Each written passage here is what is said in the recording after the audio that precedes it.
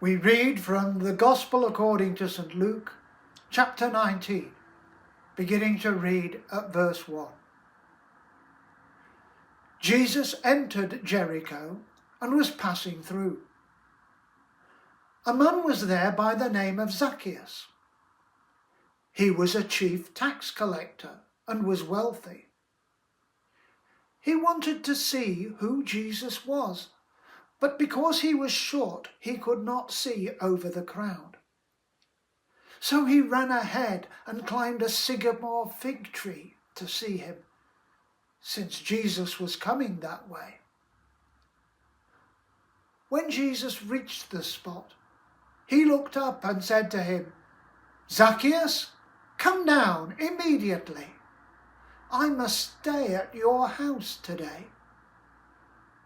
So he came down at once and welcomed him gladly. All the people saw this and began to mutter, "He has gone to be the guest of a sinner." But Zaccheus stood up and said to the Lord, "Look, Lord, here and now I give half of my possessions to the poor, and if I have cheated anybody out of anything, I will pay back 4 times the amount." Jesus said to him, "Today salvation has come to this house, because this man too is a son of Abraham. For the Son of Man came to seek and to save the lost." May God help us to understand his word. Amen. Luke chapter 19, verse 10. The Son of Man came to seek and to save the lost. We don't like describing people as lost these days.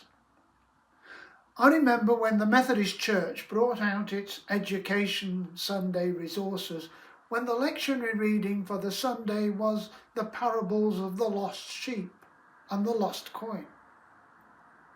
Their title was, "You Are Not Lost."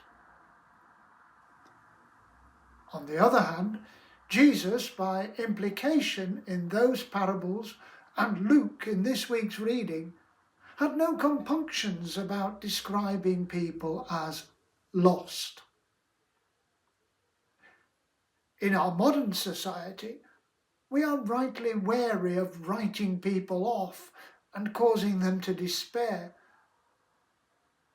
And so we go to the other extreme and affirm everybody totally. The danger with that approach is that people may become self-satisfied and unaware of their faults.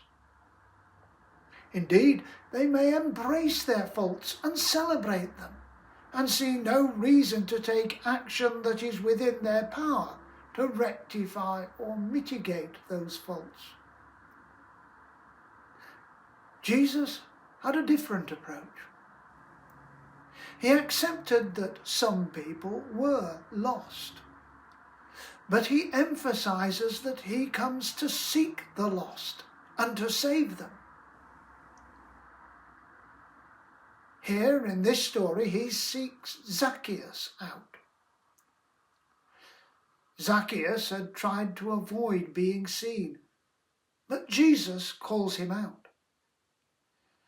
Zaccheus felt unworthy to invite Jesus into his home. He was a chief tax collector, a tax farmer, who made himself rich by collecting taxes for the occupying regime and overcharging the people. Religious people and rabbis considered him beyond the pale. But Jesus invited himself to Zaccheus' house. He showed that no one is so lost that they are beyond the pale.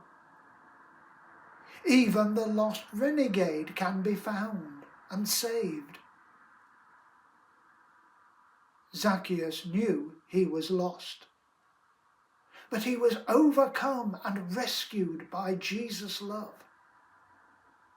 He changed his life around, and he proved it by repaying anybody he had cheated and making restitution at a higher level than the law required.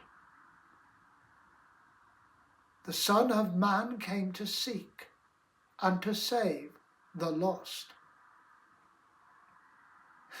But who are the lost? Maybe we would think of criminals, people whose lives offend against the moral standards of society. Maybe those who are not quite respectable. But who is the lost person in this story? A rich man, able to afford the best life could offer. Maybe everyone talked about him behind his back, but they all needed his custom. They sought him out when they needed a loan. They maybe benefited from his almsgiving. Almsgiving was not so much a voluntary act of charity in ancient Judaism. It was a legal requirement that many people practiced out of social or religious duty. And if you were looked down on to begin with, you needed to make sure you fulfilled your duty of almsgiving. It may also have helped salve your conscience. But Zaccheus was lost, and he knew it. Who might be lost in our society? It might not be the poor, the migrant, the homeless person. It might well be the rich person whose wealth insulates them against all feeling of need, even the need of God. It might be the person who appears to enjoy life to the full, but whose pleasure-seeking is making up for an empty feeling inside. It might be the person who achieves great success in politics or business, but does not care for anybody else. It might be the selfish people who thinks only of themselves and possibly their own and no one else. These people may be celebrities, people those around look up to and seek to emulate, but they are lost. Jesus comes to seek and save the lost, but they need to admit to begin with that they are lost and come to Jesus for help. If there is anything wrong in their lives, Jesus will show that to them. And then they need to be prepared to change what is wrong and to allow Jesus to change them into what he wants them to be. Then they will find salvation and wholeness. Are we prepared to admit what is wrong in our lives and to allow Jesus to change us into what he wants us to be?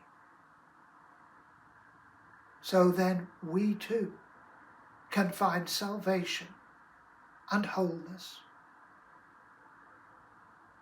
Amen.